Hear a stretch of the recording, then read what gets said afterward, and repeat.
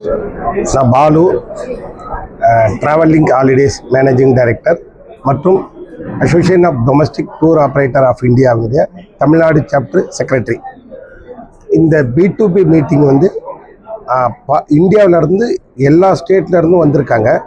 அவங்களுக்கு இங்கே உள்ள தமிழ்நாட்டில் உள்ள ட்ராவல் ஏஜென்ட்டுங்களை மீட் பண்ணுறது ரொம்ப ஈஸியாக மீட் பண்ணி அவங்களுக்கு இங்கே உள்ள தமிழ் சுற்றுலா போகிறவங்களுக்கு இந்தியா ஃபுல்லாக அனுப்புறதுக்கு உண்டான ஒரு ஈஸி மெத்தடுக்காக இது நாங்கள் பண்ணிகிட்டு இருக்கோம்.